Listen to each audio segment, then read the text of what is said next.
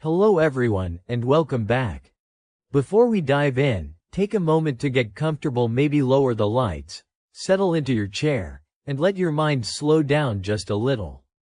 Today's story is not about famous leaders, stock markets, or dramatic headlines. It is about the quiet strength that held families together when everything else was falling apart.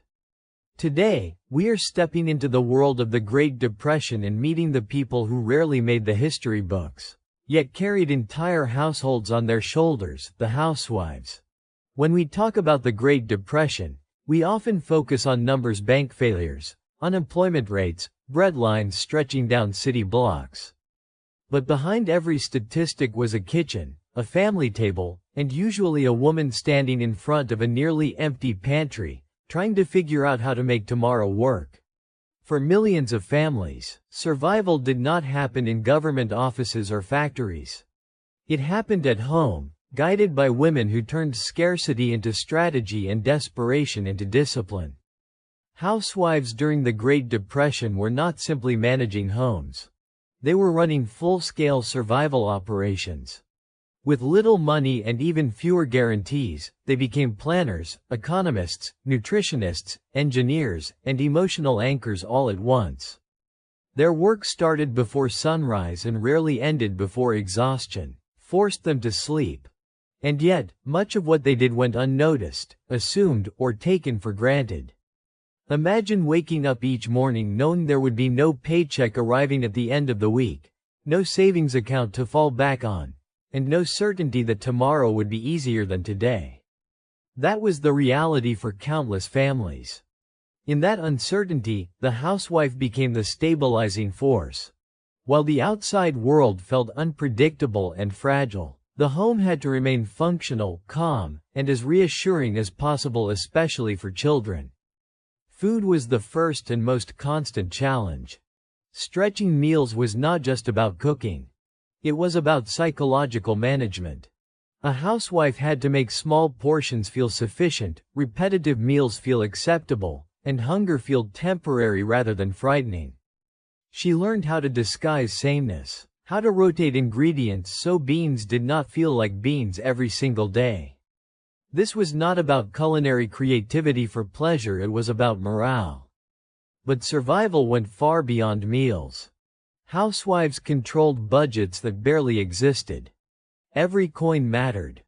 Decisions were constant and exhausting: buy flour or sugar, save pennies for soap or spend them on milk, repair shoes again or hope they last one more week. These were not abstract choices. A wrong decision could mean discomfort, illness, or embarrassment for the family. At the same time, these women carried the emotional weight of the household. Children sensed stress even when adults tried to hide it. A housewife often became the shield, absorbing fear and uncertainty so the rest of the family would not have to. She smiled through thin meals, reassured children that everything was fine, and maintained routines because routines meant stability. Even when she was unsure herself, she projected calm. There was also the challenge of dignity. Poverty does not just test resources, it tests pride. Housewives worked quietly to preserve a sense of normalcy. Clothes were patched carefully, hair was kept neat, and homes were cleaned as best as possible, not because appearances mattered more than survival, but because dignity was part of survival. Feeling human, respectable, and worthy helped families endure long periods of hardship. Community played a role too. And housewives were often the connectors.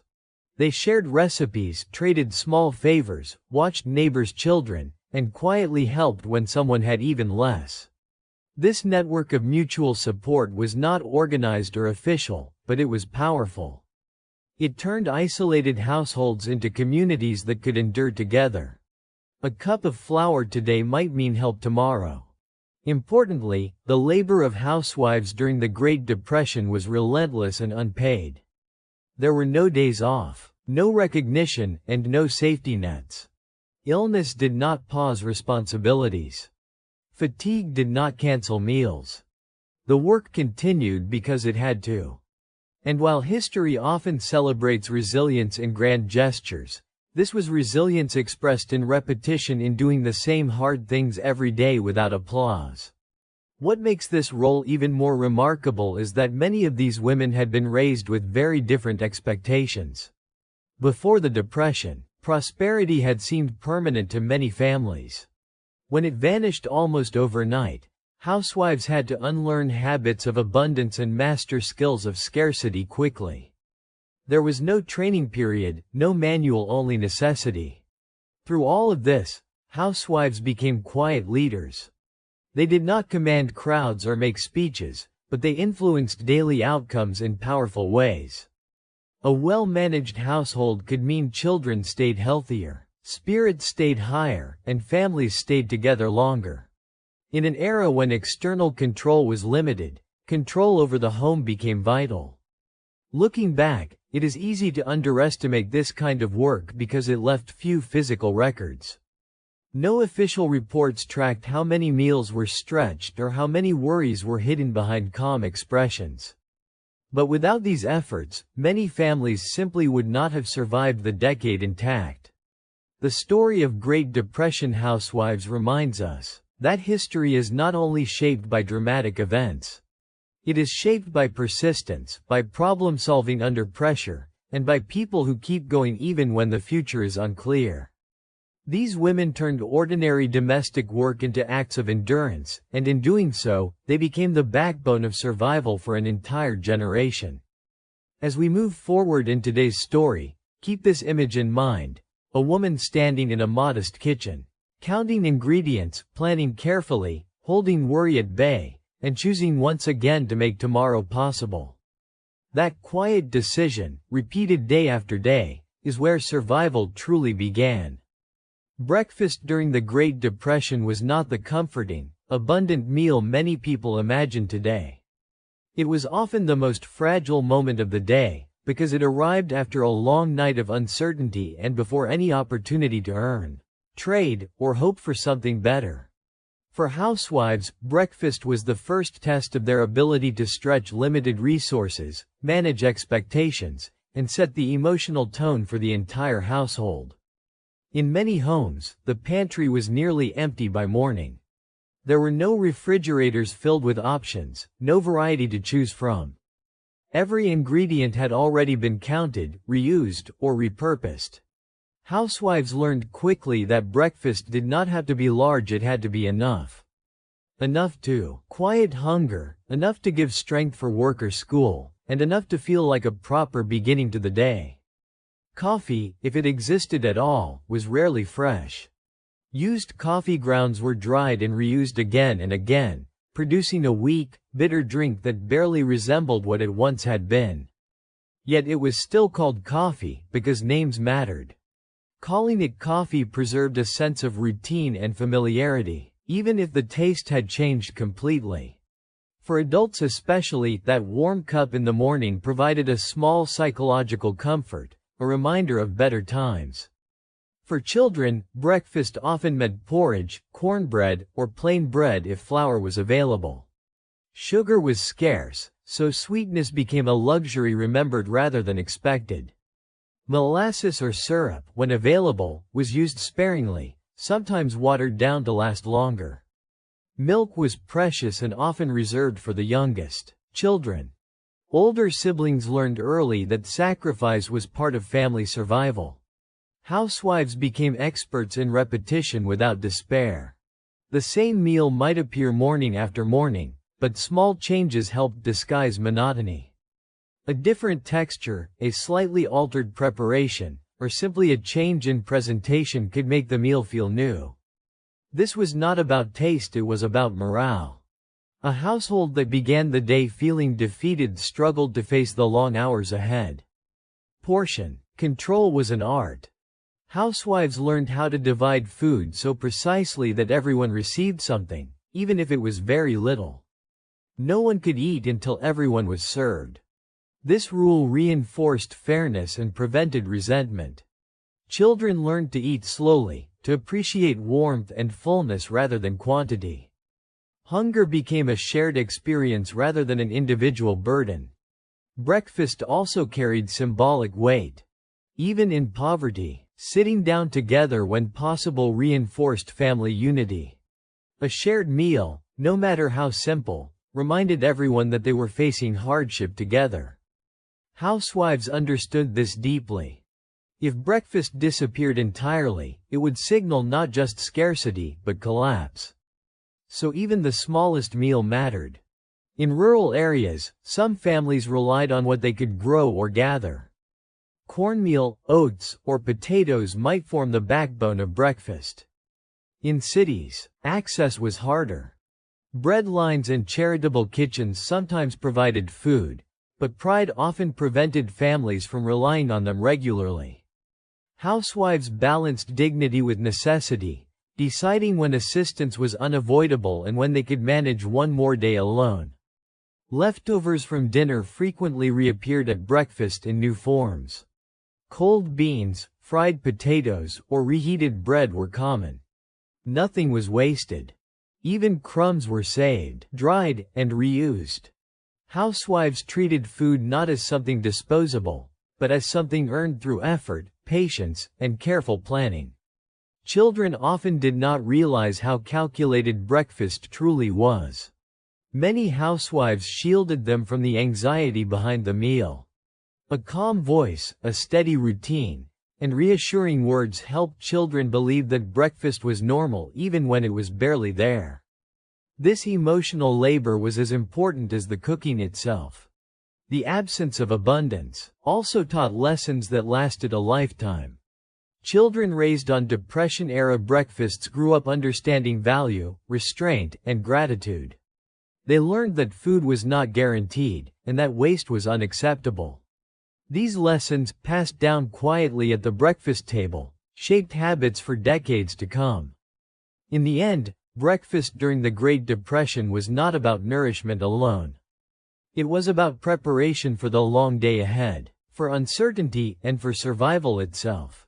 Through weak coffee, thin porridge, and shared silence, housewives transformed the first meal of the day into an act of resilience. Every morning they faced the same question: how do I begin today with what I have? And every morning, somehow, they found an answer. Once breakfast was managed, the real test of a housewife's skill began, stretching every single ingredient to feed the family throughout the day. The Great Depression forced ingenuity into the heart of daily life. Housewives quickly learned that survival depended not just on having food, but on making every scrap count. Cooking became a delicate balance of mathematics, chemistry, and creativity. For example, a small piece of meat could become multiple meals. Today, we might throw away bones or trimmings, but then, they were treasures. Bones were boiled into broth, and the resulting liquid became soup or gravy.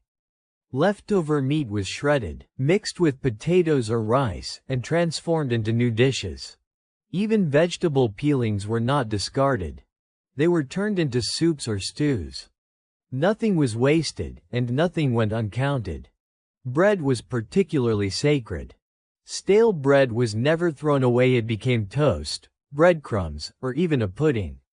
Housewives often soaked dry bread in milk or water, then added a pinch of sugar or egg if available, creating a surprisingly filling meal.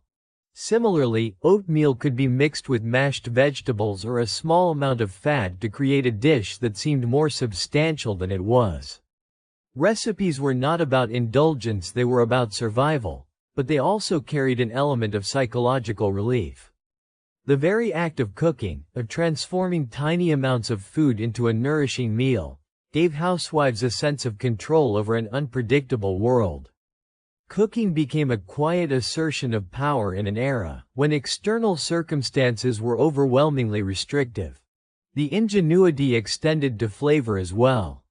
Herbs, spices, and even forage plants added taste to otherwise bland dishes. Dandelion greens, wild onions, or nettles might appear in soups or stews.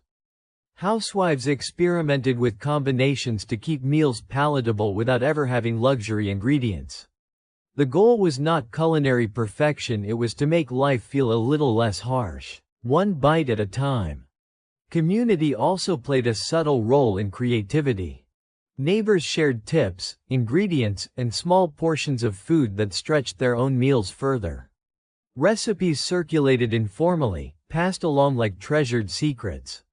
Housewives adapted what they learned from others, swapping ideas about turning potatoes into pancakes or repurposing leftover grains into bread. In this way, survival became a cooperative art, with knowledge as valuable as food itself. Children absorbed this lesson too. Even if they were not fully aware of the scarcity, they noticed how meals were composed, how nothing was thrown away, and how small ingredients were transformed into more than the sum of their parts.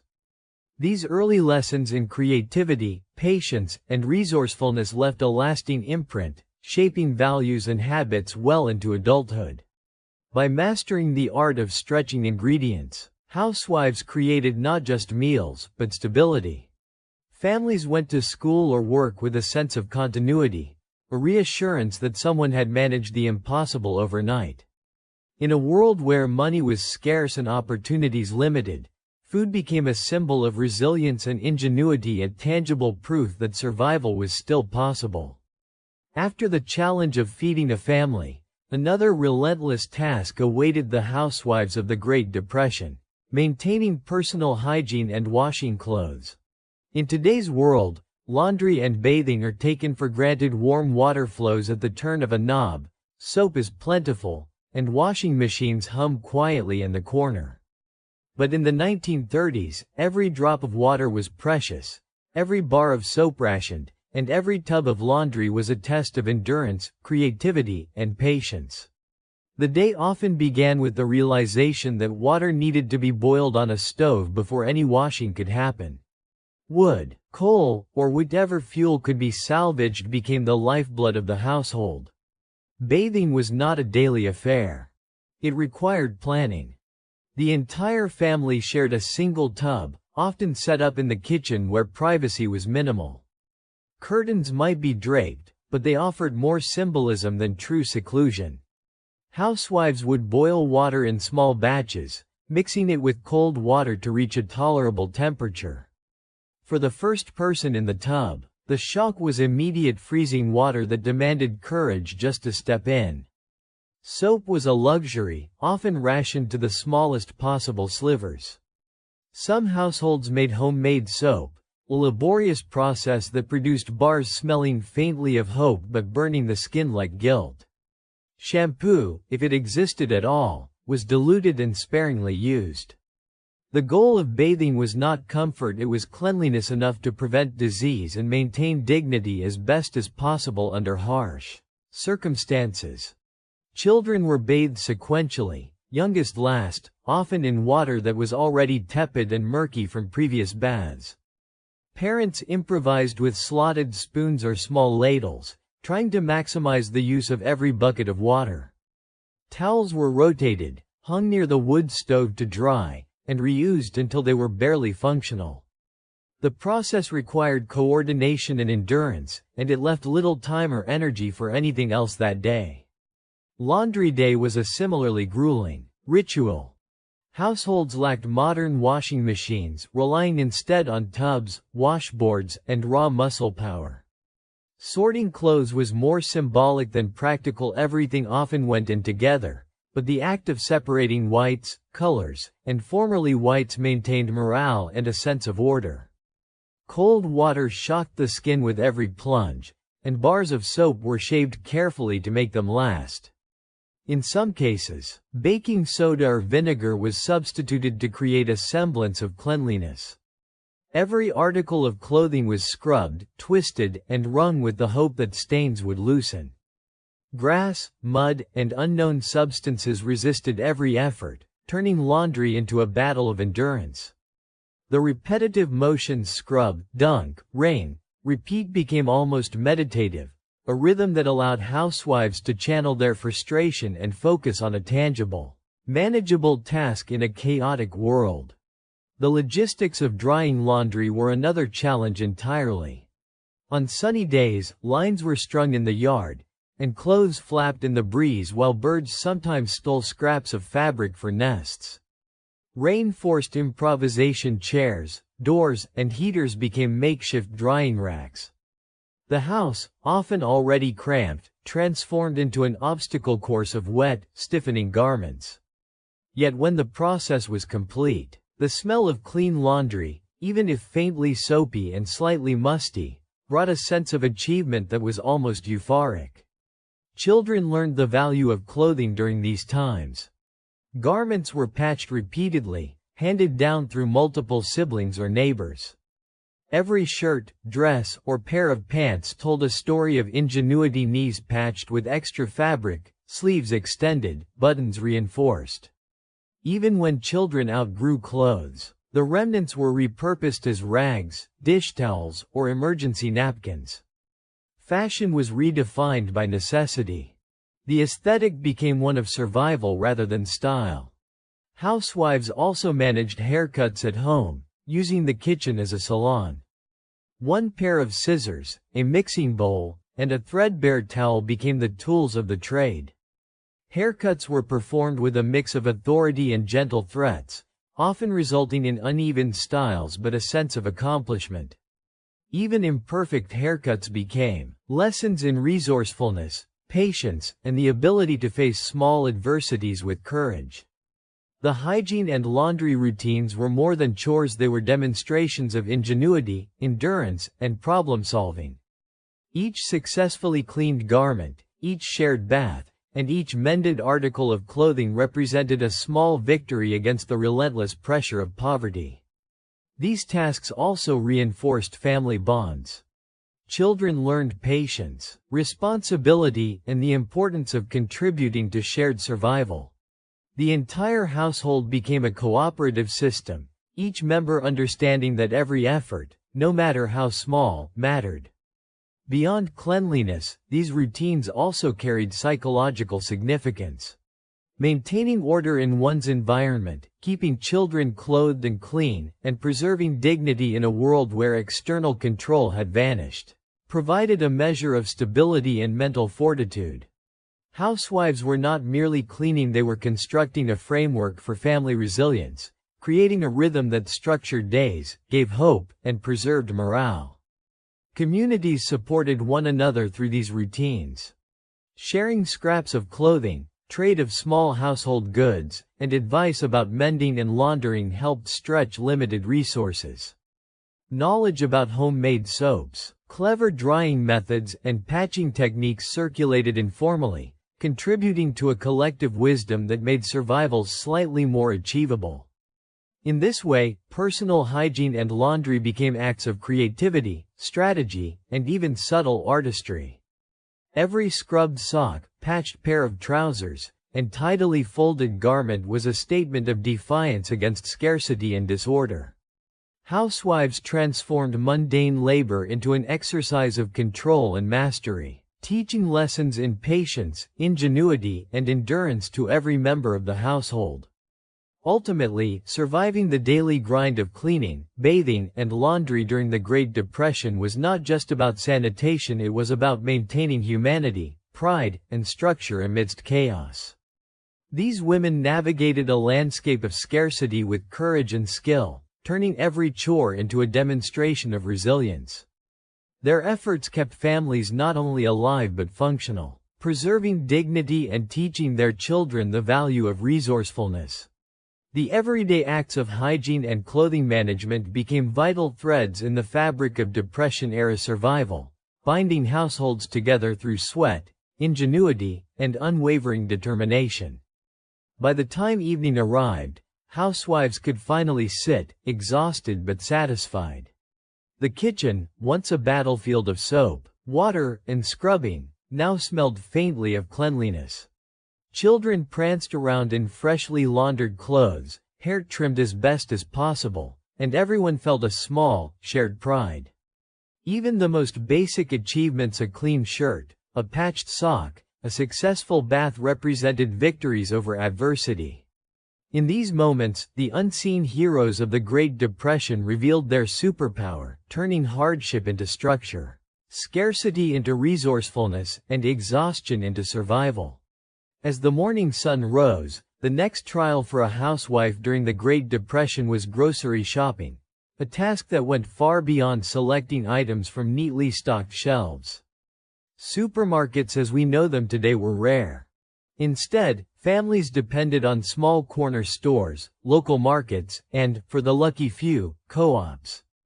Each shopping trip was a strategic expedition, a blend of reconnaissance, negotiation, and careful calculation designed to make every dollar last as long as possible. Housewives carried lists that were not just reminders, they were battle plans. Every item had a priority, a purpose, and a carefully calculated cost. Flour, sugar, salt, and lard were staples that formed the backbone of the family's diet. Meat, often scarce and expensive, was purchased sparingly, reserved for special occasions or stretched into soups and stews that could feed the entire family for days. Vegetables were bought seasonally, with an eye on preserving or pickling to last the winter months.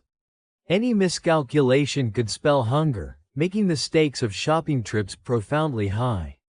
Bartering was a lifeline. Housewives leveraged homemade goods, eggs, butter, or preserved fruits to negotiate prices or trade for items that were otherwise unaffordable. Markets became arenas of subtle competition, where one's reputation for fairness, quality goods, and negotiation skill could directly influence what ended up in the shopping basket. Children sometimes accompanied mothers to learn the delicate art of bartering, absorbing lessons in value, patience, and persuasion that formal education rarely offered.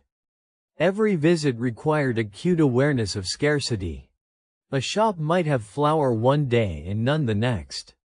Housewives quickly became experts at predicting supply patterns, memorizing the habits of shopkeepers, and forming networks with neighbors to share information about which stores had stock or when deliveries arrived.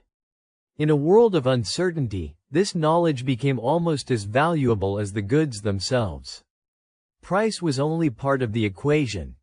Quality mattered immensely. Sour milk, bruised vegetables, or stale bread could endanger health or make meals unpalatable. Housewives examined every item closely, balancing the twin goals of nutrition and cost-effectiveness. Often, creativity filled the gaps. Wilting vegetables were transformed into soups, day-old bread became breadcrumbs, and every scrap of leftover meat was integrated into casseroles or fried rice dishes. Nothing went to waste. Shopping also meant managing children. While necessary for education in household economy, they could be impatient, hungry, or curious, complicating the trip. Housewives employed subtle techniques to keep children occupied, handing them coins to spend, allowing them to carry light bundles, or weaving small games into the process. The journey to the market was as much a lesson in discipline as it was a quest for sustenance. During these excursions, women also learned resilience against social pressures. Stores were often crowded, tension high, and desperation palpable. Housewives needed nerves of steel to secure essentials amidst the throng of others who were equally determined. They quickly honed skills in diplomacy, assertiveness, and quick thinking, navigating both the physical and social challenges of the marketplace. Preservation was another crucial part of the shopping cycle. Every purchased item had to last longer than usual. Milk was boiled to prevent spoilage. Fruits and vegetables were canned or dried. Bread was wrapped tightly or toasted to extend freshness. Housewives became alchemists of storage, transforming raw ingredients into lasting, usable provisions. Iceboxes, when available, were managed meticulously, and even minor appliances or improvised cooling methods were optimized to prevent waste. Community networks amplified these efforts. Neighbors exchanged surplus eggs, shared preserves, or combined trips to save on transportation costs. Information about seasonal price fluctuations, rare availability of certain goods, or clever preservation techniques circulated informally, creating a system of mutual support. In many ways, grocery shopping became both a personal and communal strategy for survival. The mental load of this task cannot be overstated. Beyond planning, negotiating, and preserving, housewives had to anticipate future shortages, illnesses, and special occasions. Each decision impacted meals for the week, children's nutrition, and the overall morale of the family.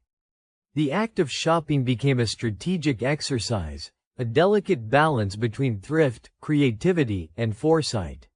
Sometimes, ingenuity extended into home production. Gardens, chicken coops, or small fruit trees supplemented store-bought goods. Housewives used every available inch of soil, every scrap of sunlight, and every drop of water to grow sustenance. They became horticulturists, planners, and food scientists all at once, transforming yards into lifelines and producing goods that could support bartering or directly feed the family. Shopping trips were also opportunities to teach children practical lessons in economics, negotiation, and resourcefulness. Observing their mothers calculate, measure, and barter offered lessons in arithmetic, decision-making, and moral judgment that textbooks could not provide. Children learned that scarcity demanded creativity, patience, and strategic thinking. Ultimately, grocery shopping and bartering during the Great Depression represented much more than the simple act of purchasing food. It was an exercise in strategy, resource management, and ingenuity. Each trip required careful preparation, vigilance, and adaptability in the face of uncertainty. Housewives navigated not only the logistics of supply and price but also the complex web of human interaction, reputation, and negotiation. By the time the family returned home, every item carried significance beyond its immediate utility. Flour, sugar, eggs, or vegetables represented planning, effort, and tactical skill. Meals created from these purchases were daily victories, small but profound assertions of competence, resilience, and care. Each shopping excursion and bartering effort strengthened the household's survival toolkit, teaching skills that would echo across generations. In the end, the discipline, foresight, and resourcefulness required for grocery shopping during the Great Depression reinforced a central truth: survival depended as much on ingenuity, adaptability, and community as it did on physical sustenance. Housewives were not simply procuring ingredients.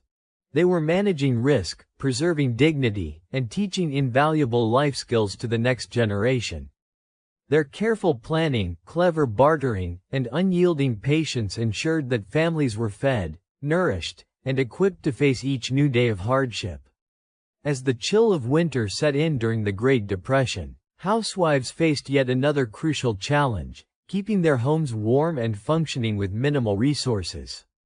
Heating a house in those days was far from the convenient thermostats and central heating we take for granted today. Instead, families relied on wood, coal, or even scraps of brush and kindling, often purchased at high cost or gathered painstakingly from nearby forests and vacant lots. Ensuring warmth was not just a comfort issue, it was a matter of survival, particularly for children and the elderly. The preparation began long before the first cold snap. Housewives meticulously monitored fuel supplies, calculating consumption rates based on the size of stoves, fireplaces, and the weather forecast. They became experts in rationing, knowing precisely how many logs or pounds of coal would be needed each day. Every piece of fuel was precious. Wasted heat or poorly managed fires could have serious consequences for both warmth and finances. Firing up a stove or fireplace was an art as much as a necessity. The goal was to maximize efficiency while minimizing consumption. Housewives layered logs carefully, monitored airflow, and tended to embers with constant attention. In some households, kitchen stoves doubled as both cooking devices and heat sources, forcing women to balance culinary timing with temperature management. Breakfast might be delayed not because of hunger, but to conserve fuel for the day. Fuel collection was another demanding task. For those who could gather wood from nearby areas, it required physical labor, careful cutting, and safe transportation to the home. Coal delivery, when possible, involved either expensive purchases or strenuous hauling from rail depots or suppliers. The weight of these materials and the regularity of the task added both physical and mental stress to the housewife's daily routine. Beyond heating, household management demanded meticulous planning in other areas. Water had to be hauled from wells, springs, or municipal pumps. Without modern plumbing, housewives spent hours each day managing water for cooking, cleaning, and personal hygiene. The act of carrying buckets, often in frigid conditions, was taxing, and mistakes could result in scalding, freezing, or wasted resources. Cleaning and maintaining a home with limited supplies also required creativity. Soap was expensive, so washing clothes or dishes involved careful rationing, reusing water, and leveraging natural cleaning agents like ashes, vinegar, or lemon. Floors were scrubbed repeatedly, windows washed with cloths and old newspapers, and furniture repaired with scraps of wood or nails scavenged from previous projects. Every action had to be intentional, with a clear eye toward longevity and efficiency. Lighting the home was equally strategic. Gas and electric lights were luxuries for many families, so candles, oil lamps, or improvised wick systems were commonly used. Housewives learned to stretch these sources as far as possible, extinguishing lamps in unused rooms, using mirrors to amplify light, and teaching children to conduct tasks with minimal illumination. Nighttime routines revolved around conserving energy while ensuring safety, particularly when children needed to study or perform household chores. Meal preparation and heating intersected with energy conservation.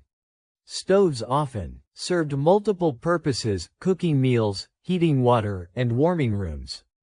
Housewives mastered techniques like double boiling, slow cooking, and using residual heat to stretch fuel usage. The timing of meals and household chores was carefully orchestrated to minimize waste and maximize efficiency. Even seemingly small habits covering pots to retain heat, using cast iron skillets for even cooking, or storing leftovers properly were informed by necessity and ingenuity. The cold was also a teacher of frugality and adaptability. Households developed routines to stay warm with minimal fuel, wearing layers indoors, huddling under blankets, using hot water bottles, or sharing sleeping quarters. Every adaptation reflected an intimate understanding of resources, human comfort, and the unpredictability of winter. These practices demanded patience, discipline, and constant vigilance. Community networks played a role here as well. Neighbors often shared knowledge about fuel availability, cooperatively purchased bulk supplies, or lent tools for stove maintenance. Advice circulated about how to optimize heating efficiency, preserve wood, or maintain oil lamps, creating informal support systems that extended beyond simple friendship. Knowledge of these strategies could mean the difference between a warm home and a bitterly cold, uncomfortable night.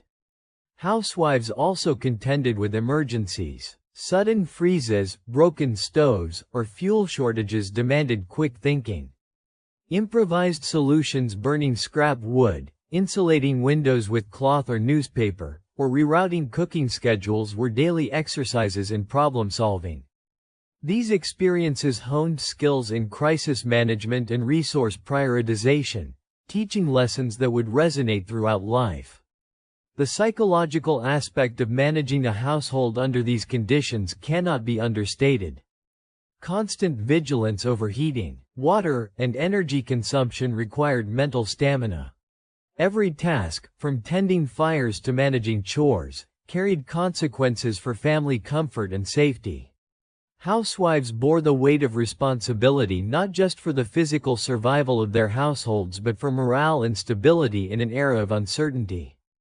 Ultimately, heating, fuel management, and household maintenance were far more than mundane chores. They demanded creativity, strategic thinking, and careful planning.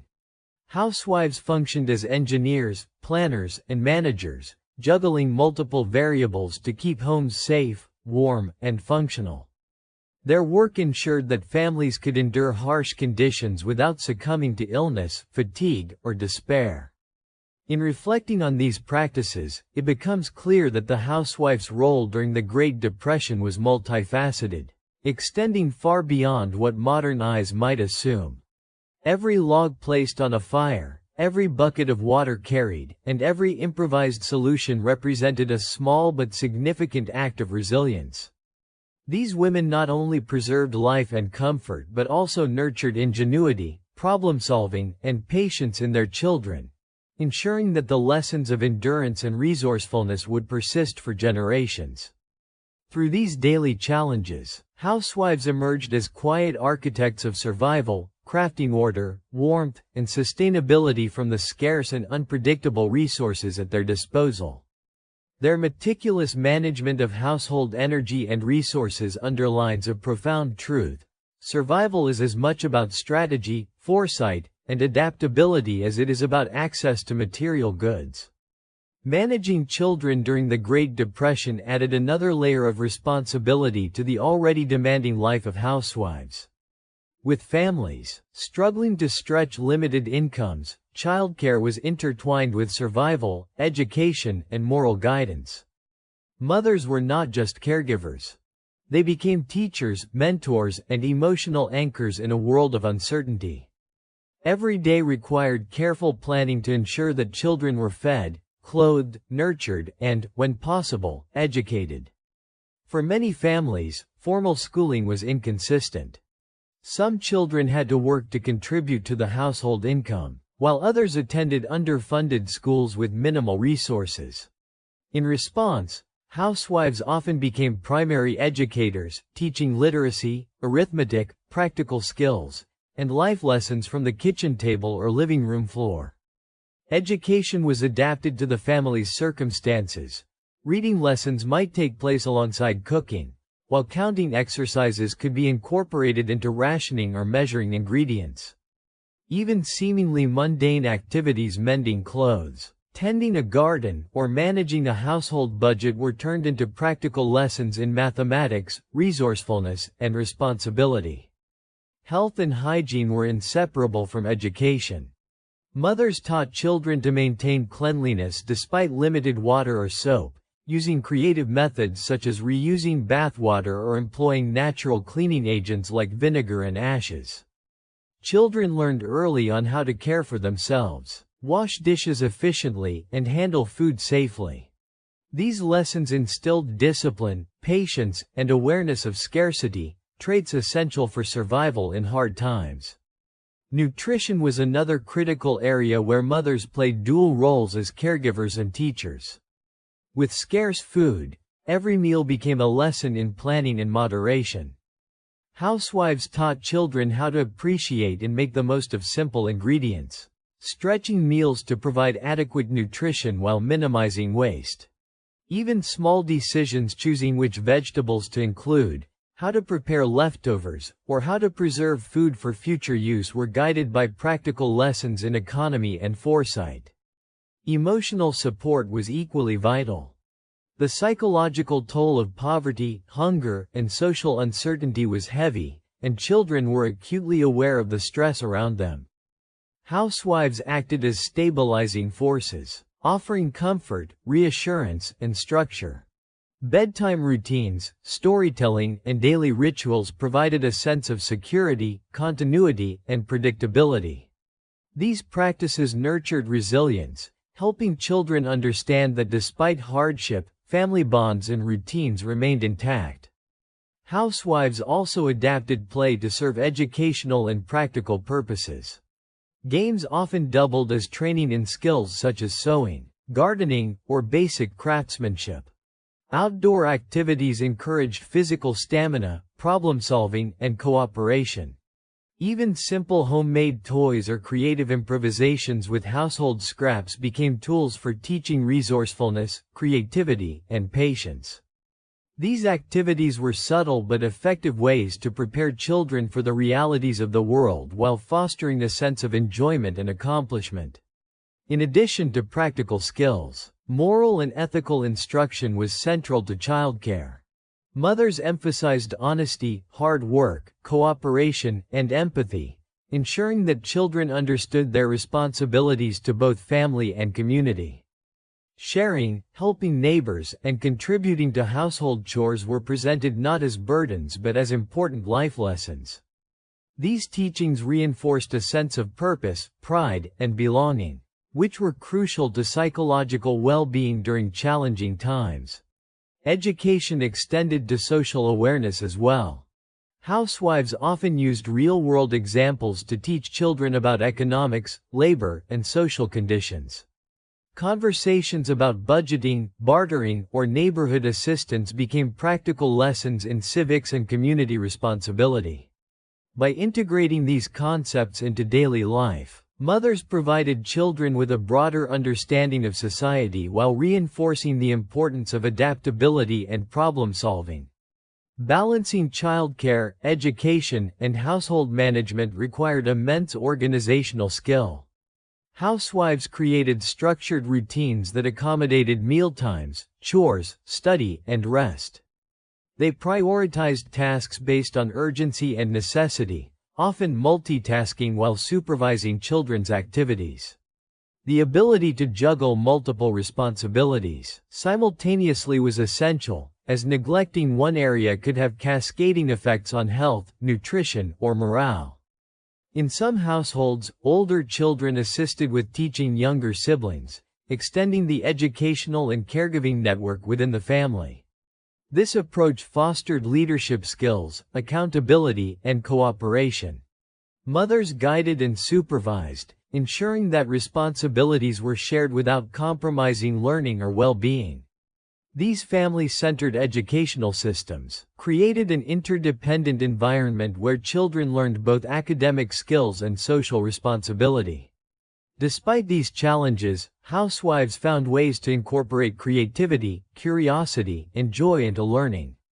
Storytelling, music, and crafts provided relief from monotony and hardship while reinforcing cognitive and emotional development.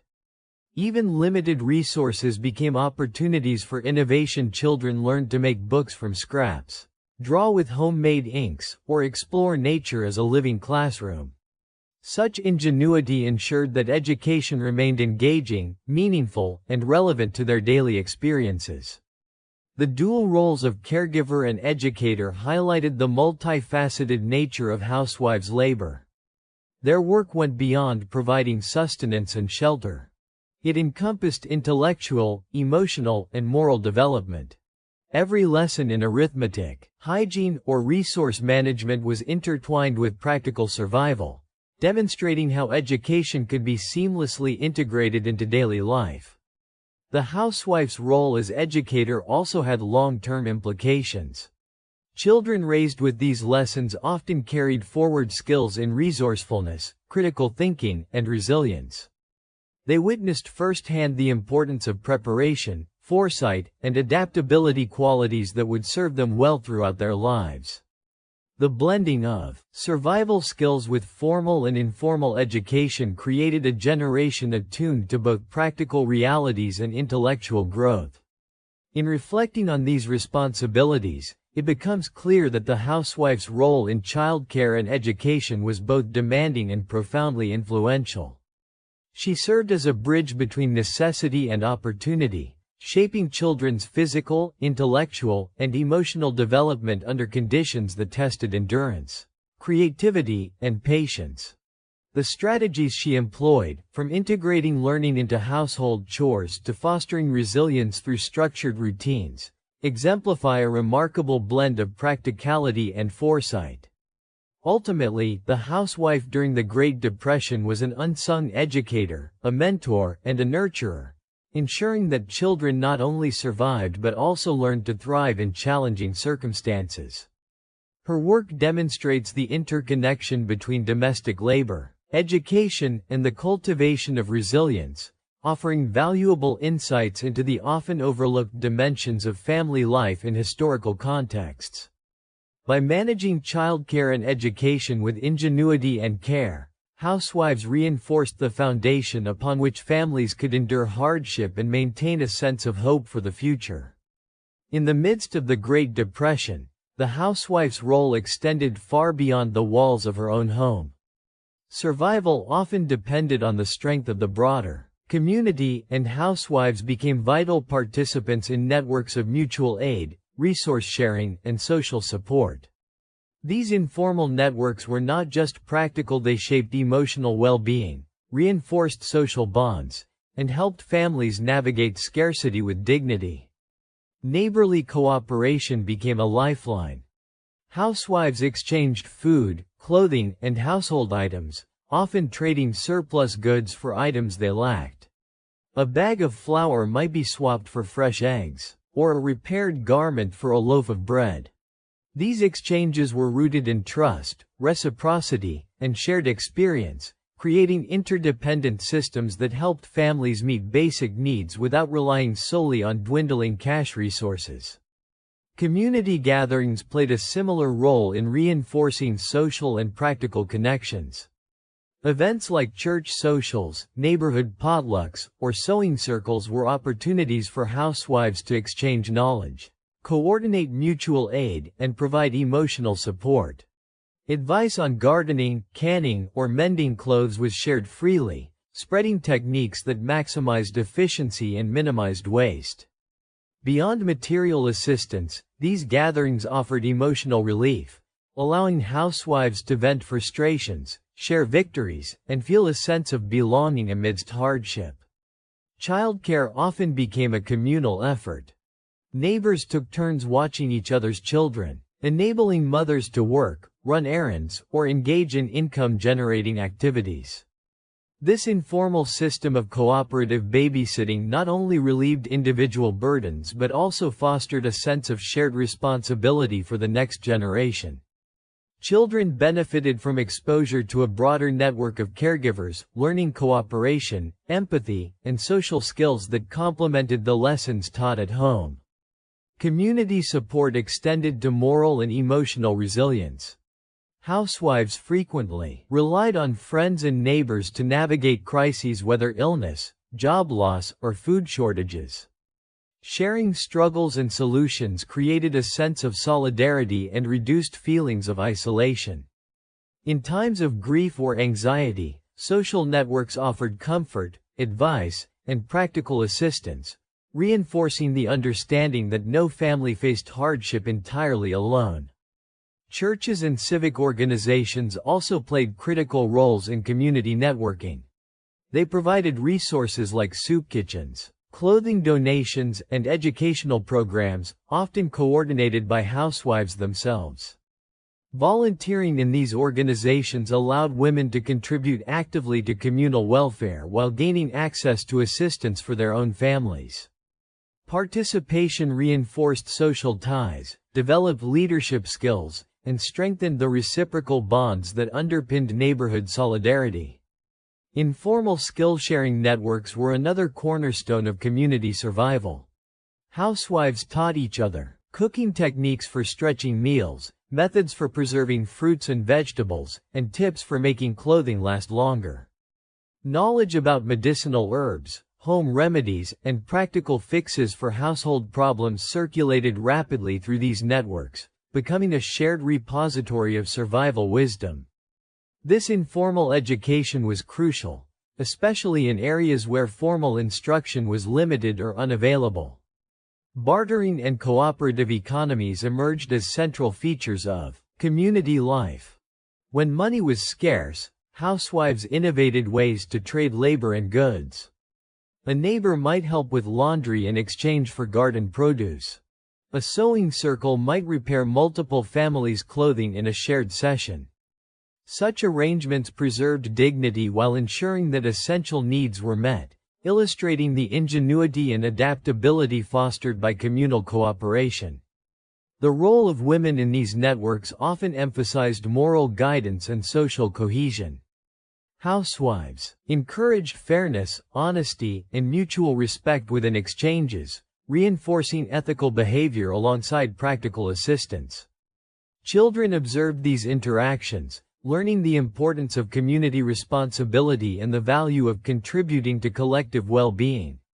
In this way, community support networks functioned as extensions of domestic education, reinforcing lessons about cooperation, empathy, and civic engagement. These networks also helped families navigate uncertainty. During periods of job loss, illness, or natural hardship, community connections provided a buffer against complete economic collapse. Whether through shared meals, lending of tools, or pooling of resources, neighbors created safety nets that allowed families to endure without losing hope entirely. The emotional reassurance that came from knowing others were invested in one's survival was as vital as the material support itself. Despite the benefits, maintaining these networks required careful social navigation. Trust had to be earned and sustained, and social norms dictated the appropriate balance of giving and receiving. Housewives had to exercise discretion, generosity, and tact to ensure that relationships remained equitable and mutually beneficial. In many cases, reputation within the community was as valuable as the resources one could offer, reflecting the intertwined nature of social and material capital. Women also served as connectors across generations. Older housewives shared knowledge and experience with younger women, passing down skills, strategies, and wisdom that helped new families navigate scarcity. These intergenerational bonds reinforced continuity, preserving cultural practices, recipes, and household techniques that were vital for survival. Younger women gained mentorship and practical guidance, while older women found purpose and respect, strengthening the social fabric. The significance of community support networks went beyond immediate survival.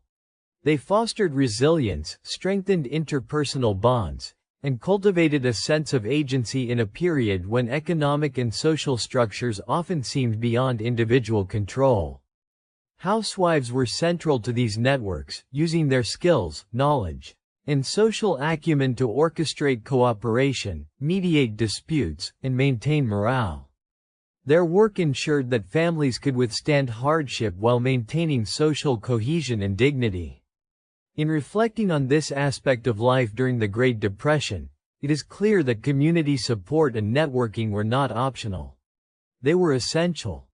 Housewives leveraged personal skills, social intelligence, and resourcefulness to build networks that provided food, childcare, education, and emotional sustenance. Through these efforts, they transformed adversity into opportunity, creating systems of mutual aid that enabled families to survive and even thrive in challenging circumstances. Ultimately, the housewife's engagement with her community illustrates the broader social dimension of domestic labor. Beyond cooking, cleaning, and child rearing, she was a facilitator, educator, and organizer, ensuring that both her family and the wider community could navigate scarcity with cooperation, resilience, and shared purpose.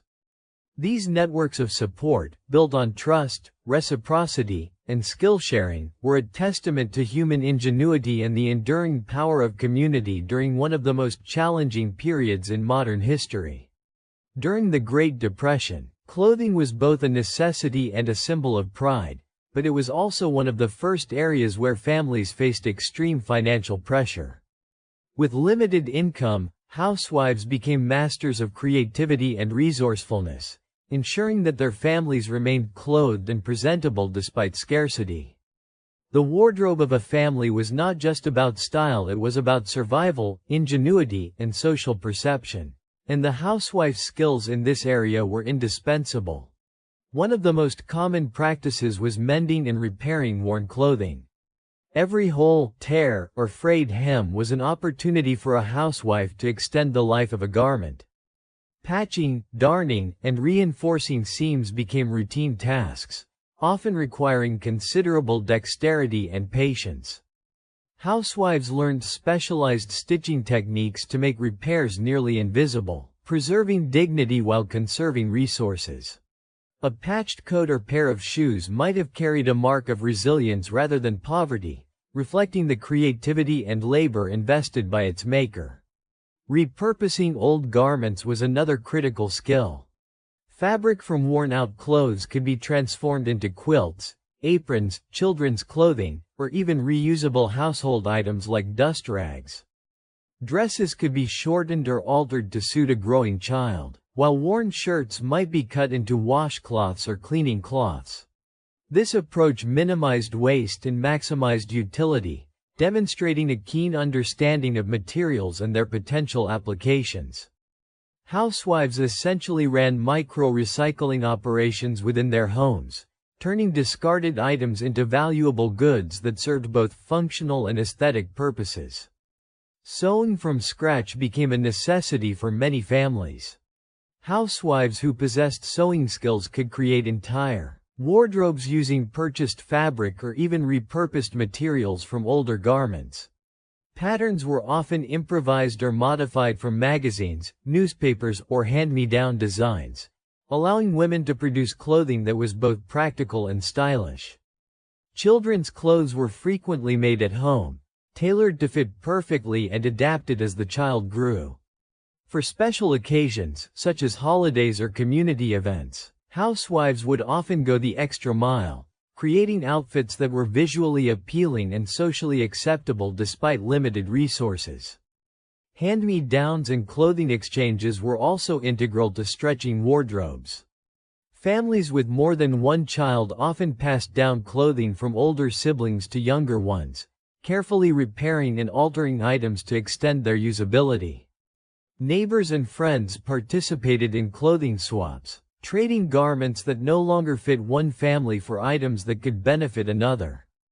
This not only conserved resources but also reinforced community ties, turning clothing into a medium of social support and reciprocity.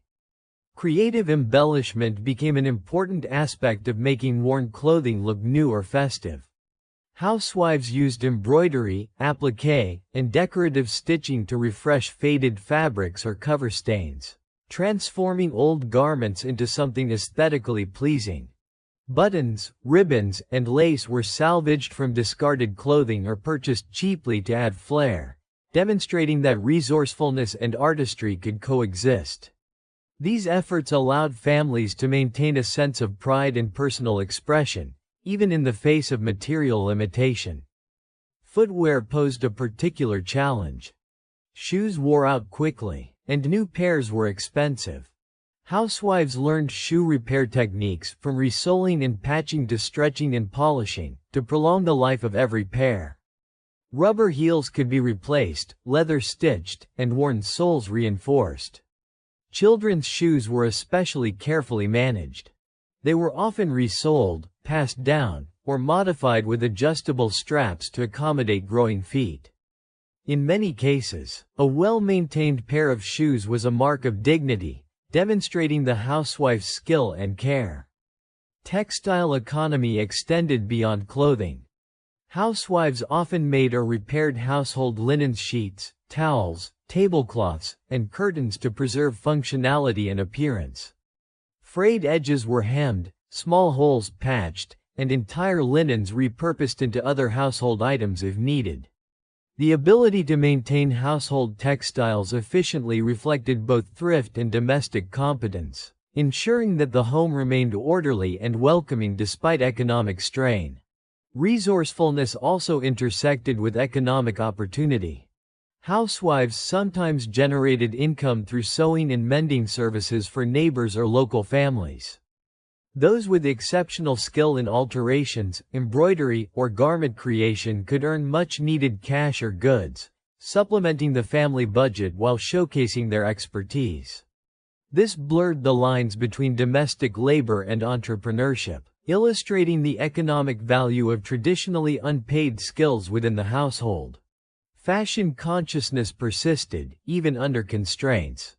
Housewives followed trends as best they could, adapting styles to available materials. They would modify dresses, trim skirts, or accessorize with scarves, belts, or homemade jewelry to reflect contemporary tastes. Creativity in adapting fashion not only maintained social respectability but also fostered a sense of identity and self-expression, allowing families to project confidence despite economic hardship. Social events amplified the importance of clothing.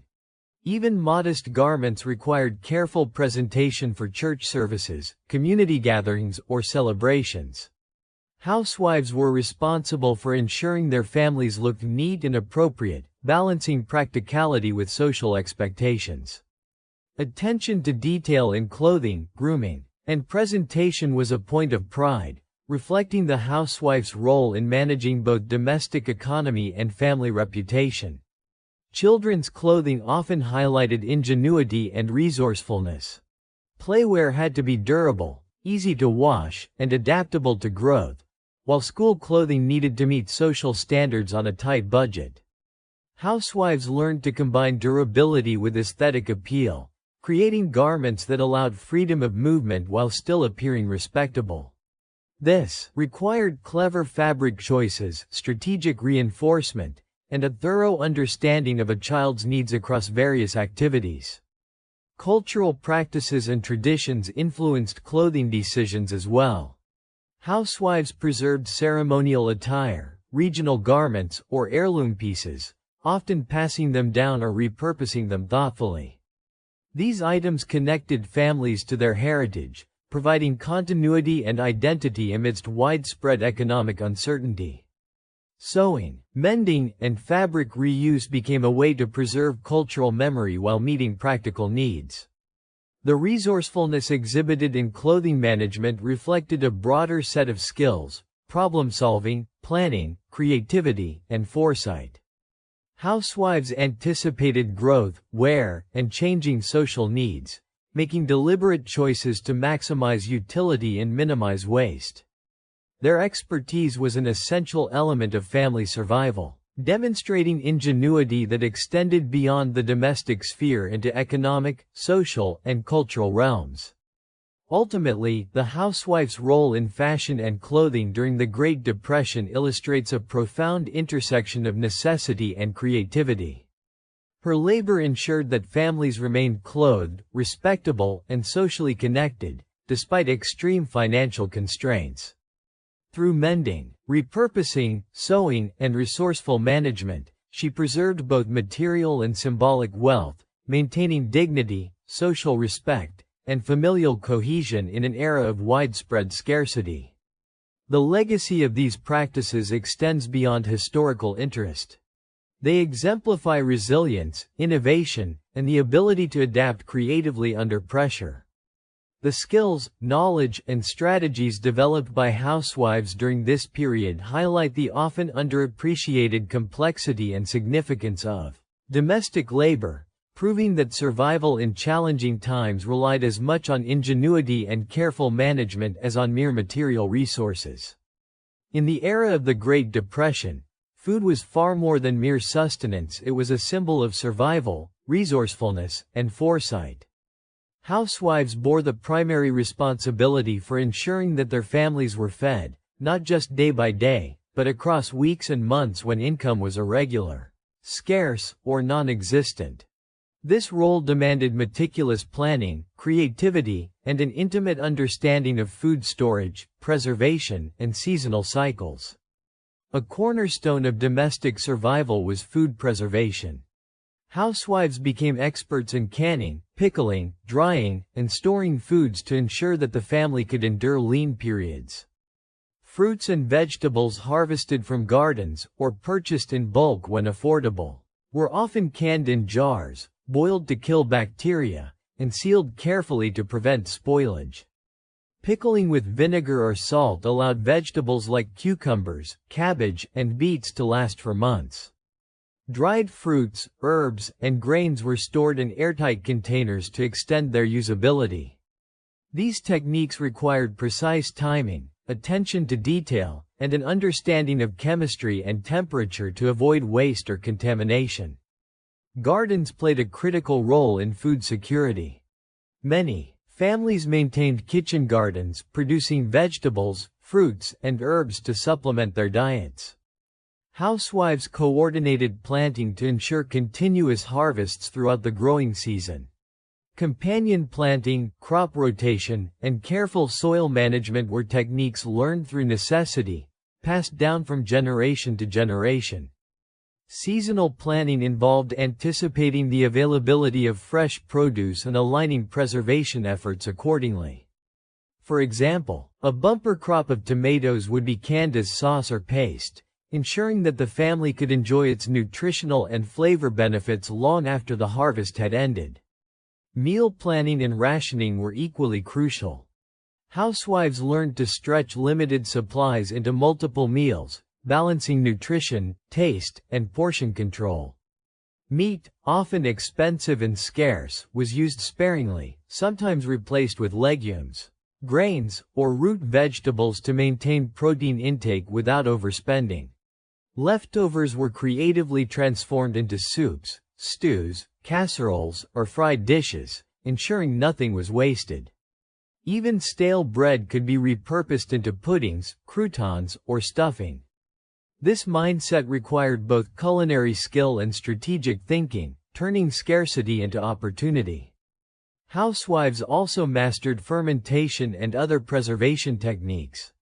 Homemade sauerkraut, kimchi, or fermented dairy products provided essential nutrients while extending the shelf life of perishable items. Cheese making and butter churning were common practices in rural households, converting milk into more durable forms that could be stored safely.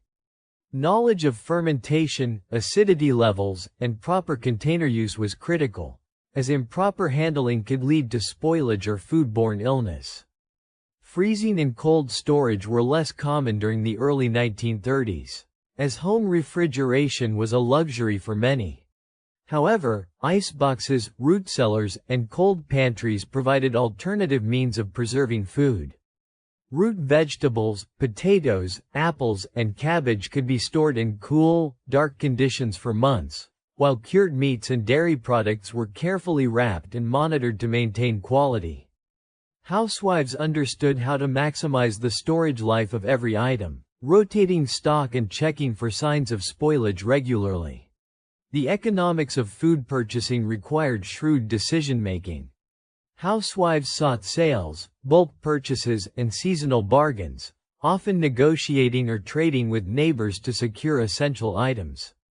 Non-perishable staples such as flour, sugar, beans, rice, and salt were stocked when affordable, forming the backbone of weekly meal planning. The ability to foresee needs, anticipate shortages, and budget effectively was essential, linking financial management to culinary resourcefulness. Community support networks were an essential complement to individual efforts. Housewives often exchanged surplus produce, canned goods, or preserved items with neighbors, creating informal local economies that reinforced social cohesion. Potlucks, community kitchens, and shared canning parties not only distributed food but also disseminated techniques, recipes, and tips for efficiency. These networks amplified the ability of families to survive, blending cooperation with personal ingenuity. Housewives also became adept at nutritional improvisation, ensuring that even limited diets provided essential vitamins, minerals, and calories. Wild foraging, fishing, and hunting supplemented homegrown produce, particularly in rural areas. Leaves, berries, nuts, and edible roots were incorporated into meals, and creative substitutes were used for costly ingredients. For example, molasses or corn syrup might replace sugar, or breadcrumbs could substitute for flour in thickening sauces or coating meats. Knowledge of nutrition, though less formalized than today, was practical and deeply integrated into daily labor. Preservation extended beyond individual households to consider seasonal planning for the family calendar. Housewives anticipated lean winter months and planned planting, harvesting, and storage accordingly. Seeds were saved from successful crops, preserving both the genetic diversity of the garden and the family's capacity for the next year. Detailed records, whether in notebooks or mental logs, tracked planting dates, harvest yields, and consumption rates. This systematic approach reflected not only discipline and foresight but also the intersection of labor, knowledge, and survival strategy.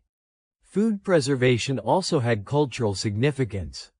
Seasonal canning, baking, and holiday cooking connected families to traditions, rituals, and communal identity. Fruit preserves, pickles, jams, and baked goods were not just sustenance. They symbolized care, hospitality, and continuity. Even in times of scarcity, these practices fostered a sense of normalcy, pride, and emotional resilience, reinforcing social bonds within and beyond the household. In extreme circumstances, the ability to stretch and improvise was vital. Housewives became inventors in the kitchen, developing recipes that made modest ingredients appear abundant. Substitutions were made seamlessly. Soup might incorporate vegetable scraps, bones, or stale bread. Casseroles blended minimal proteins with grains and vegetables to create filling, nutritious meals. This ingenuity ensured that no calorie or ingredient was wasted, demonstrating a sophisticated understanding of both nutrition and household economy. Finally, the labor involved in food preservation and planning exemplified the hidden complexity of domestic work. It demanded long hours, precise timing, and careful coordination with every aspect of family life. Meals, preservation, and storage were not isolated tasks. They were part of an integrated system linking finances, social life, health, and cultural identity. The housewife's expertise ensured the survival and well-being of her family, highlighting the indispensable skill and intelligence embedded in domestic labor during this challenging period. Through careful preservation, strategic planning, and creative improvisation, housewives transformed scarcity into sustainability. Their efforts exemplified resilience, foresight, and adaptability, ensuring that families could endure economic hardship while maintaining dignity, health, and social cohesion. These practices were a testament to human ingenuity under pressure, illustrating how everyday domestic labor became a cornerstone of survival during one of history's most difficult decades. During the Great Depression, maintaining family health went far beyond routine care. It was a matter of survival. With limited access to medical services, expensive medications, and nutritious food, housewives became the first line of defense against illness, injury, and chronic conditions. Their responsibilities encompassed preventive care, home remedies, sanitation, and education about personal hygiene, all of which demanded vigilance, knowledge, and ingenuity. Sanitation within the home was a constant priority. Families relied on clean water, waste management, and careful housekeeping to prevent the spread of disease. Wells or municipal water sources were often contaminated, so water had to be boiled or filtered when possible. Kitchens and dining areas were meticulously cleaned, as foodborne illnesses could strike even the most careful household. Laundry was labor-intensive, involving boiling clothes, scrubbing, and drying in sunlight to kill bacteria and maintain hygiene. Bathing routines, though less frequent than today, were structured to maximize cleanliness with minimal resources. The careful management of these basic practices reflected a sophisticated understanding of infection prevention long before antibiotics or modern public health campaigns were widely accessible. Housewives also became guardians of nutrition for immunity and strength.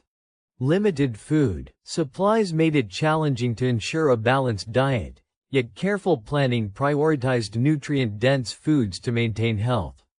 Fresh produce from gardens, dairy products, legumes, and occasional proteins were distributed thoughtfully across meals to provide the vitamins and minerals necessary for resisting illness. Where deficiencies were likely, home remedies and supplements such as cod liver oil for vitamin D were utilized. Understanding the link between diet and health was practical knowledge, reinforced by trial, observation, and shared wisdom among communities. Home remedies and basic medical care formed another pillar of family health management.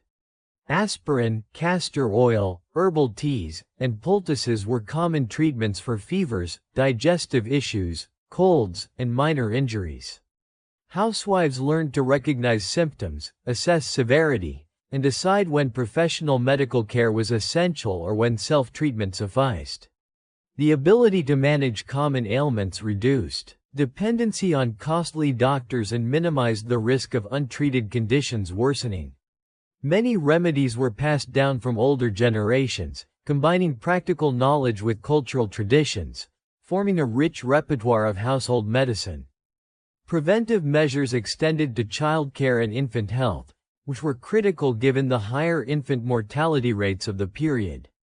Feeding schedules, proper sanitation of bottles and utensils, and attention to signs of illness were daily concerns. When vaccines were unavailable or scarce, housewives relied on hygiene, diet, and isolation techniques to prevent disease spread. Teaching children habits such as hand washing, covering coughs, and using clean water helped instill routines that could protect the entire household. Mental health and emotional well-being were also indirectly addressed through these routines. During a time of economic strain, maintaining a structured, orderly home provided stability and reduced stress. Clean, well-managed living spaces, regular meals, and attention to the physical health of family members created an environment where anxiety and illness were less likely to take root. Housewives often acted as emotional anchors, offering care, reassurance, and consistency amid the uncertainty of daily life. The importance of community knowledge sharing in health management cannot be overstated. Housewives exchanged tips on home remedies, sanitation techniques, and strategies for stretching nutritious foods. Local networks of support, whether through neighbors, churches, or cooperative societies, disseminated practical health information, reinforcing preventive measures and creating informal healthcare systems. These networks were particularly vital in rural areas, where doctors and hospitals were distant and scarce. Seasonal illness management required foresight and preparation. Winter brought respiratory illnesses, colds, and flu, necessitating warm clothing, insulated homes, and attention to nutrition to maintain immunity. Summer carried risks of food spoilage, contaminated water, and insect-borne diseases. Housewives anticipated these challenges, adjusting household routines, food storage, and cleaning practices to minimize exposure and prevent outbreaks. Such strategic planning reflected an integration of environmental awareness, practical science, and domestic labor into daily life. Personal hygiene education was a constant responsibility. Children were taught to bathe regularly, brush teeth with limited resources, and maintain clean clothing. Teaching these habits required patience, consistency, and sometimes creativity, especially when resources like soap were scarce. The ability to instill lasting habits in children not only protected immediate health but also shaped long-term well-being, creating a ripple effect across generations. Monitoring and record-keeping were subtle yet essential aspects of household health management.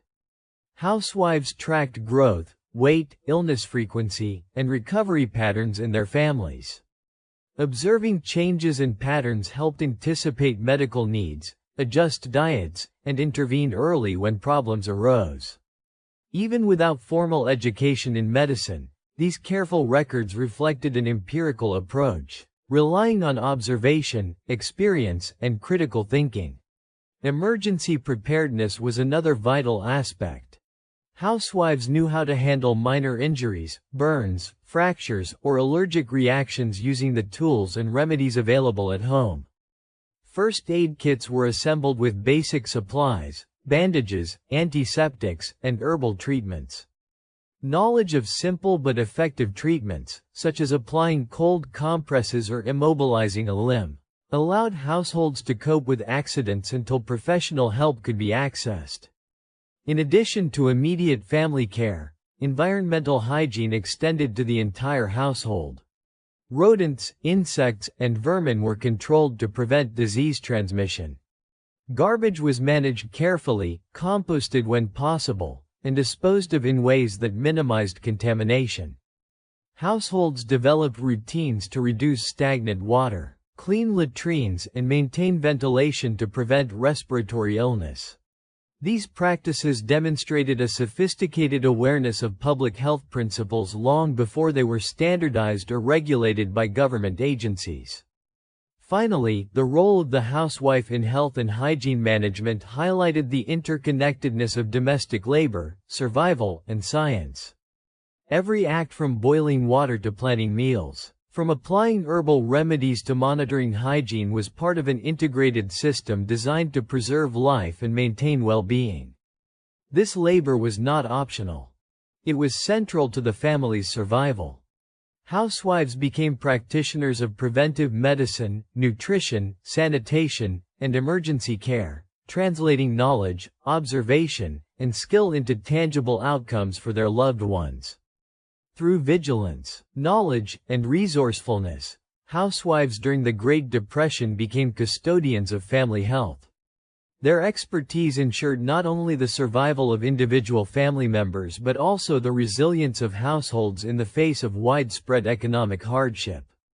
By managing sanitation, nutrition, preventive care, and emergency response, they created systems that safeguarded physical health and supported emotional and mental well-being.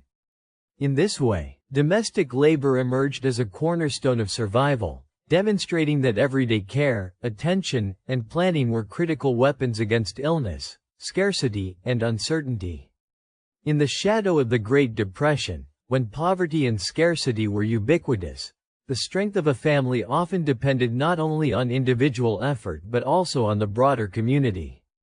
Housewives, while managing the household, became essential nodes in networks of mutual aid, relying on neighbors, extended family, and local organizations to share resources, information, and emotional support. These community-based systems were not merely acts of charity. They were strategic, practical, and often life-saving collaborations that sustained families through the harshest periods. Mutual aid among neighbors was a cornerstone of survival. Households pooled food, shared tools, and exchanged labor to accomplish tasks too difficult for one family to manage alone.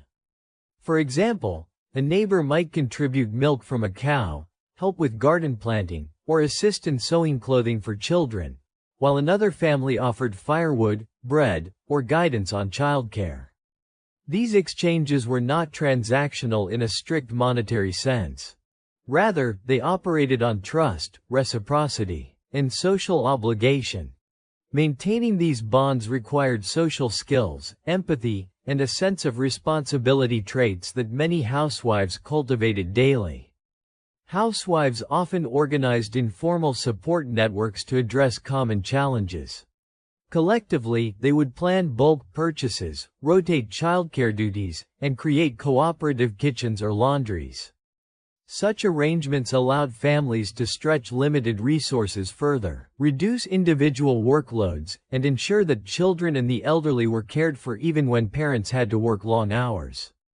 These networks created a sense of solidarity that was psychologically crucial. They reinforced the notion that families were not isolated in their struggles, and that survival was a shared endeavor. Community events and religious institutions further reinforced support systems. Churches, community halls, and local organizations often provided meals, clothing drives, and educational programs. Housewives frequently played central roles in these initiatives, organizing fundraising, distributing aid, and coordinating volunteers. Beyond material support, these spaces offered emotional comfort, fostering a sense of belonging and shared purpose. Participation in communal life was thus both a survival strategy and a social anchor, helping families navigate economic and emotional stress. One of the most critical aspects of community networks was the sharing of practical knowledge. Housewives exchanged recipes for nutritious but inexpensive meals, home remedies for common illnesses, tips on sewing and mending, and methods for preserving food. This collective wisdom allowed families to survive periods of scarcity with fewer health risks, reduced waste, and sustained nutrition. Knowledge sharing also included strategies for navigating social services or accessing public assistance, demonstrating how communities collectively adapted to external pressures. Childcare and education were often supported through cooperative arrangements. When parents had to work long hours, neighbors or older children took responsibility for younger ones, ensuring their safety, education, and emotional well-being.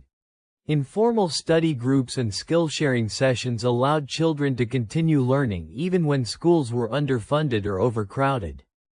Housewives, through these networks, extended their influence beyond the home, shaping the next generation's resilience, knowledge, and social skills. During crises, emergency assistance and resource pooling became vital. Families faced threats such as illness, unemployment, crop failure, or housing insecurity. In these situations, neighbors shared food, clothing, or shelter without expectation of immediate return. In rural areas, barns or homes might host families displaced by flooding or economic displacement, demonstrating a high degree of communal trust and cooperation. The willingness to respond quickly and collectively to emergencies amplified survival chances for all households involved. Emotional support and mental resilience were as critical as material aid. Housewives provided encouragement, shared coping strategies, and created social rituals that mitigated the psychological burden of poverty. Storytelling, communal meals, and social gatherings were ways to maintain morale and a sense of normalcy amidst hardship. The emotional labor involved in sustaining community cohesion was substantial. It required patience, diplomacy, and empathy, ensuring that interpersonal tensions did not erode vital support networks. Resourcefulness and innovation were often enhanced through community engagement. Housewives collectively brainstormed solutions to shared problems, building improvised heating systems, constructing furniture from scraps, or devising creative ways to store and preserve food. These collaborative efforts transformed scarcity into opportunity, demonstrating the adaptability and ingenuity of communities under pressure. Learning from neighbors, experimenting together, and iterating solutions created a dynamic system of survival innovation. Mutual accountability and social norms reinforced these networks. Trust was paramount, as families depended on one another for essential resources and support. Households adhered to expectations of reciprocity. Those receiving help were expected to contribute in some way when possible, creating a sustainable cycle of aid. Social norms and reputations ensured reliability, deterred exploitation, and maintained cohesion. Housewives were often the moral and organizational centers of these systems, ensuring that the rules of reciprocity and fairness were observed. Cultural and ethnic communities often strengthened mutual aid networks. Immigrant families, religious minorities, or ethnic enclaves relied heavily on shared traditions and social bonds. Festivities, rituals, and communal work projects reinforced solidarity and transmitted valuable survival knowledge. Housewives played central roles in preserving these cultural practices, ensuring that communal identity remained intact even as families faced economic and social pressures. Public assistance and charity organizations intersected with community networks to provide an additional layer of support. Housewives coordinated with local relief agencies, food banks, and charitable societies to access emergency rations, medical aid, and educational resources. Their familiarity with bureaucratic processes and social connections often determined the extent to which families benefited from available assistance. By acting as intermediaries between formal institutions and households, they enhanced the efficacy of aid distribution and reduced the risk of exclusion. Social cohesion also enabled long-term resilience. Families embedded in strong community networks were better able to weather successive economic shocks, natural disasters, or health crises. Children raised in such communities gained not only material security but also lessons in cooperation, empathy, and civic responsibility. Housewives' leadership in nurturing these networks ensured that communities were not merely surviving but also sustaining social capital that would benefit future generations. In conclusion, the role of housewives in community and social support during the Great Depression was multifaceted, essential, and transformative. Beyond managing their own households, they acted as organizers, mediators, educators, and caregivers within broader social networks. Their labor and social intelligence facilitated resource sharing, emergency preparedness, knowledge dissemination, childcare, emotional support, and cultural preservation. These networks of survival were not peripheral. They were central to household resilience, community cohesion, and the continuity of social structures during one of the most challenging periods in modern history. By fostering connections, sharing knowledge, and mobilizing collective resources, housewives exemplified the power of cooperative survival strategies. Their work illustrates how domestic labor, far from being private or isolated, intersected with public life, social organization, and communal well-being. The networks they cultivated remind us that human survival in times of crisis relies not only on individual ingenuity but also on empathy, collaboration, and the enduring strength of community bonds. As we reach the end of our journey through the lives of housewives during one of the most challenging periods in modern history, it is truly remarkable to see how their daily efforts shaped not only their own families but entire communities. From managing scarce resources, innovating in the kitchen and home, to nurturing children, preserving culture, and building networks of support, these women were far more than household caretakers. They were architects of resilience, cooperation, and survival. Each act of labor, no matter how small it seemed at the time, contributed to sustaining families and communities through economic hardship, social upheaval, and personal struggle. What stands out most is the incredible combination of resourcefulness, empathy, and perseverance these women demonstrated. They remind us that survival is rarely an individual endeavor. It thrives in the connections we maintain, the knowledge we share, and the care we extend to one another.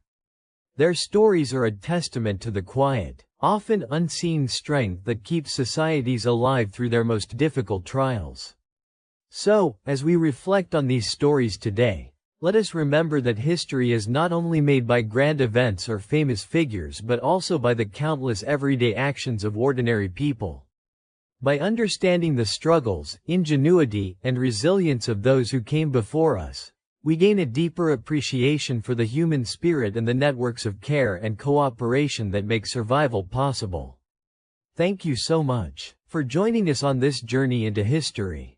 If you enjoyed this story, do not forget to like, subscribe, and share your thoughts in the comments below. We would love to hear how these stories of resilience resonate with you. Until next time, take care, stay curious, and remember that even the smallest acts of kindness and ingenuity can leave a lasting mark on the world.